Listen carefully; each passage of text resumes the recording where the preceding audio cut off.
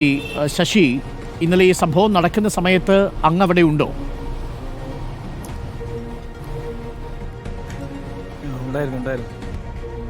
ഇന്നലെ താങ്കൾ അവിടെ കണ്ടത് എന്താണ് ശ്രീ ശശി?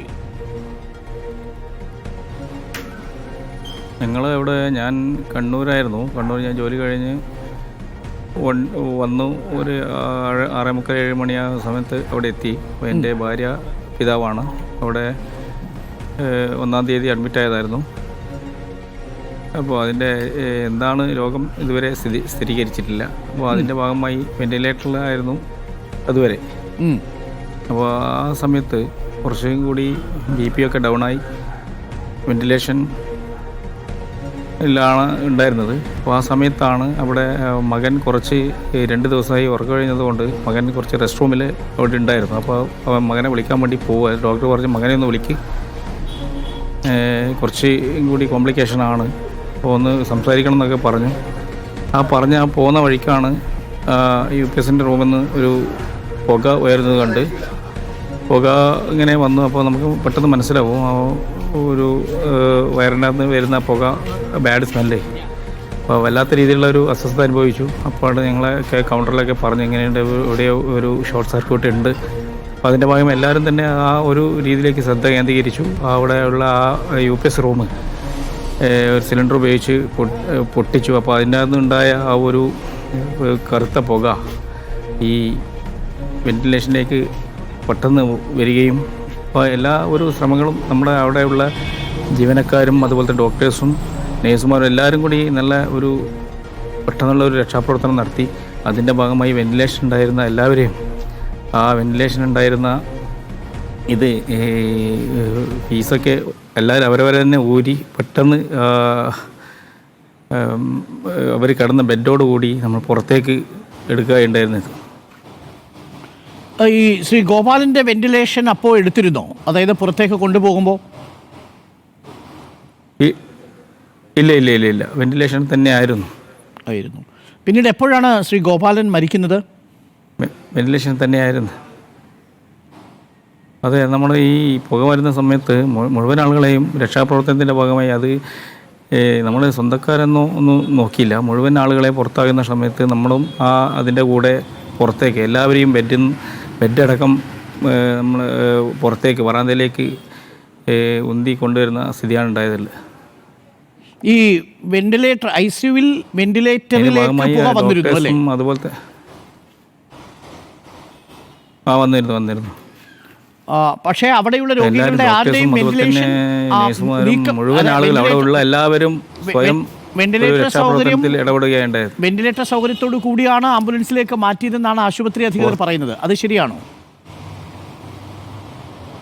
അതെ, വെന്റിലേഷൻ ഉള്ള. അപ്പം നമ്മളത് ഏകദേശം അതിൻ്റെ ഒരു ഡെത്തിലേക്ക് ആയിരുന്നു.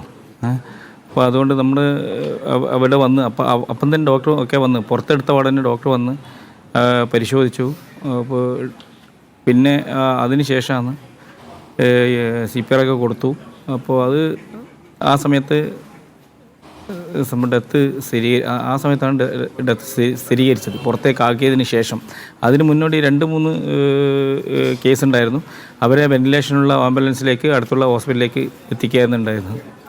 അതായത് ഈ അത്യാഹിതം സംഭവിച്ചില്ലായിരുന്നെങ്കിലും ശ്രീ ഗോപാലൻ ആ സമയത്ത് മരിക്കുമായിരുന്നു എന്നാണ് അല്ലേ? അങ്ങനെയല്ല, അതിപ്പോൾ നമുക്ക് പറയാൻ പറ്റില്ലല്ലോ.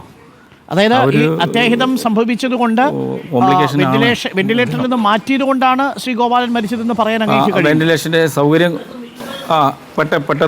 പെട്ടെന്നുള്ള മരണം സംഭവിച്ചതെന്ന് നമുക്ക് അങ്ങനെ വിചാരിക്കാം. അല്ലെങ്കിലും കിട്ടിയേനെ.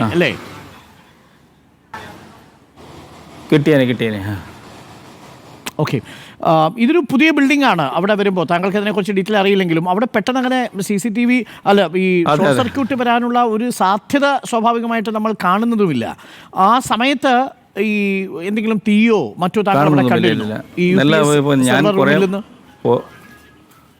കുറേ മുന്നേ വരുമ്പോൾ പഴയ കാഷ്വാലിറ്റിയിൽ നിന്നും എത്രയോ നല്ല പുതിയ ആധുനിക സജ്ജീകരണങ്ങളോടുള്ള കാഷ്വാലിറ്റിയാണ് ഇപ്പോൾ ഉള്ളത്. പഴയതിൽ നിന്നും കുറേ വ്യത്യസ്തമായി. നല്ലൊരു ഇത് തന്നെയായിരുന്നു. കാഷ്വാലിറ്റി തന്നെയാണ് 2 ദിവസം ഈ വെന്റിലേറ്റർ ഉണ്ടായിരുന്നത്. ഓക്കെ. നല്ല സൗകര്യമുണ്ട്. നല്ല അങ്ങനെ ആ സ്ഥലത്ത് ആ സമയത്ത് സംഭവിച്ചതെന്ന് ഈ പറയാൻ ഫയർ ആൻഡ് സേഫ്റ്റി സംവിധാനങ്ങളൊക്കെ അവിടെ ഉണ്ടായിരുന്നോ? അലാറം ശബ്ദിക്കുകയോ അങ്ങനെ എന്തെങ്കിലും കേട്ടിരുന്നോ? പറ്റില്ല. അങ്ങനത്തെ സംവിധാനം ഉണ്ടായിരുന്നില്ല. അലാറം ഒന്നും കേട്ടിട്ടുണ്ടായിരുന്നില്ല. അലാറം കേട്ടില്ല. അവിടെ ഫയർ ആൻഡ് സേഫ്റ്റിയുടെ എന്തെങ്കിലും സംവിധാനങ്ങൾ കണ്ണിൽ പെട്ടിരുന്നോ? ഇല്ല, അത് ശ്രദ്ധിച്ചിരുന്നില്ല. ഞാൻ ഉണ്ടായിരുന്നു, മറ്റേ ആ സിലിണ്ടറൊക്കെ ഉണ്ടായിരുന്നു. അതുകൊണ്ടാണ് ആ UPSൻ്റെ റൂമൊക്കെ അടിച്ച് പൊളിച്ചത് ആ സിലിണ്ടർ കൊണ്ടാണ്. ഓക്കെ. ഇതിലിപ്പോൾ നിങ്ങൾക്ക് പരാതിയുണ്ടോ? ഇപ്പോൾ പോസ്റ്റ്മോർട്ടം റിപ്പോർട്ട് വന്നിരിക്കുന്നത് പുകം ശ്വസിച്ചല്ല മരണം എന്നാണ്. അങ്ങനെ വേണമെന്നില്ല, പക്ഷേ വെന്റിലേറ്റർ മാറ്റിയതുകൊണ്ട് മരണം സംഭവിച്ചു എന്നൊരു പരാതി താങ്കൾക്കുണ്ടോ? പരാതിയില്ല. നമുക്ക് ഡോക്ടർമാർ പറഞ്ഞിരുന്നു 99% അദ്ദേഹത്തിൻ്റെ നില മോശമാണെന്നുള്ള തരത്തിലുള്ള വിവരം നമുക്ക് കിട്ടിയിരുന്നു. ഓക്കെ, അതുകൊണ്ട് തന്നെ പരാതിയുമായി മുന്നോട്ട് പോകുന്നില്ല. ഇല്ല, പരാതിയില്ല. Okay, thank you Shri Shashi. ഞാൻ അങ്ങയിലേക്ക് തിരികെ വരാം. നമുക്കൊപ്പം